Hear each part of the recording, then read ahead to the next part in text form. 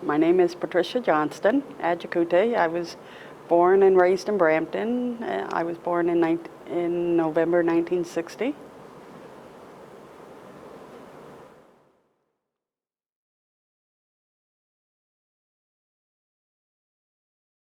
Well, I was born and raised in Brampton here, and we lived in Huttonville first, and then we moved to Bovaird and Highway 10, where the Walmart store is now. Then we were living in the country at that time. I went to school at Aloha Public School in, I guess, Huttonville area, and there was not very many people of color at that time. And the kids that I went to school with, they thought I was black, my brother and me, because they had never seen anybody of different color. And, well, this was like mid-60s. So there wasn't a lot of different races and nationalities at that time when we were growing up here in Brampton.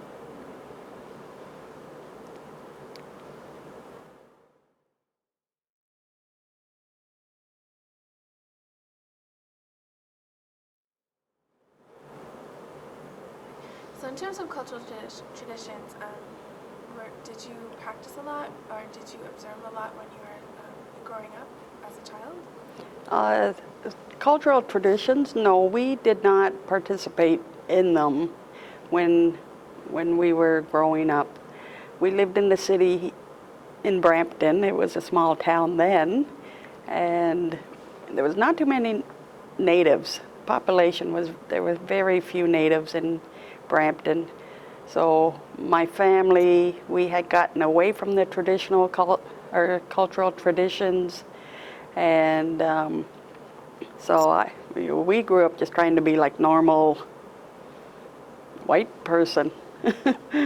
So we did the regular birthday party stuff and Christmas, just like everybody else, tried to be normal. So what do you feel is the overall Canadian attitude towards the Native population? Well, I think we're more accepted now than we were before. There's still a lot of stereotyping going on. You know, I'm Native. I have short hair now. I had long, natural curly hair. So, you know, people would come up to me and say, "Aren't you supposed to have straight hair?" And you know, everybody thinks that natives are like bums. They don't they don't work, they're on welfare, they're alcoholics. I don't drink myself. It's been, you know, maybe 5 years or so. And I've held a very good job for 20 years now.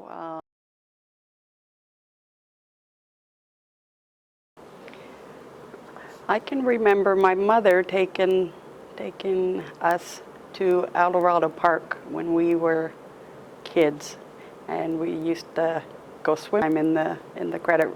I believe it's the Credit River that runs through Eldorado Park, and so that's where we went usually every Saturday or Sunday.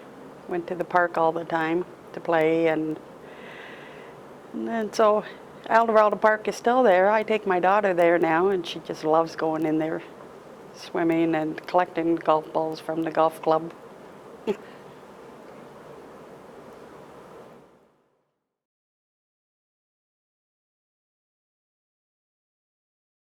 Now, with the Native population in Brampton here, there's a lot now.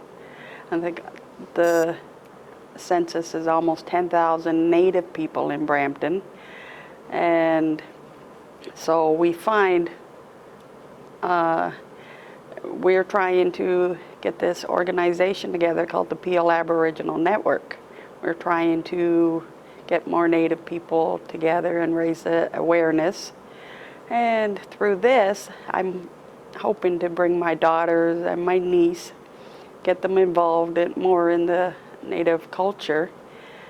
Every year, 2-3 times a year, they go up to my mother's. She lives on the reserve now. She's worked in Brampton here all her life, all her adult life. She came to Brampton when she was in her teens and worked, and then when she retired, she moved back to the reserve. So when we go up to visit her on the holidays and March break in summer, so they're getting a little culture that way, but I'd like to see more of it here in Brampton.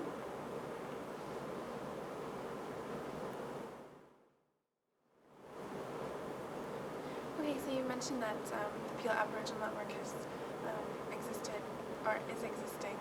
So could you tell us a little bit more about the organization? Well, I just recently learned of this group and in the fall, and so I had just been a member, a few months now, and I didn't know there was that many natives in town here in Brampton. They say there's a lot, but they're not too visible. With this Native network, we're Aboriginal Peel Network. We're trying to raise awareness, Native awareness, and network and get more Natives together, and so we can form like a caucus or something. Couple things on the agenda that we have planned. We'd like to get something, a little program together and go into the schools to raise more awareness. So that's just one of the plans that we have talked about. So why do you feel it's important for young people like your daughter and your niece to get involved in the organization? So they could be proud of their heritage. I found when I was growing up, I was one of the few people of different color in Brampton here, and we just tried to be normal. We stood out, and so we didn't want to stand out, so we just tried, to stay in the background and just be normal, not be noticed. But now, I want my daughters, my nieces, my nephews to be proud of their heritage, that they are Native. So when we were growing up, it was almost as if we were ashamed to be Native because we were so much different than the regular kids that we went to school with.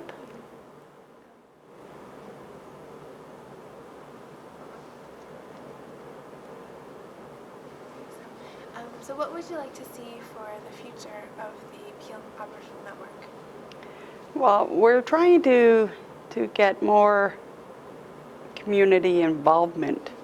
There is a lot of people in Brampton here who have Native status, so we'd like to try and get them more involved with us, to come out to our meetings and join our groups. A couple of things we have on our agenda we're planning. June 21st is National Aboriginal Day, and I don't know if we'll be able to get anything set up for that, but we're trying to set up something for Canada Day and in Agecouty Park there, and try to set up a stand and have some Native talent show up. And so if that's a lot of work in there, we have to get permission from the City of Brampton first to see if we can do something along that line. And also we're trying to, we talked about Carabram, trying to set up a stand in the Canadian Pavilion.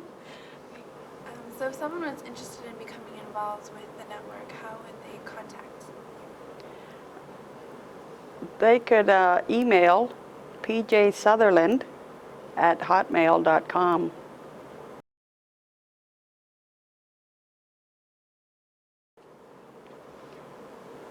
Well, it has really grown population-wise, and the cultural diversity. There's so many different people or different cultures in town here now. So we don't stand out as much as we did when I was younger and growing up.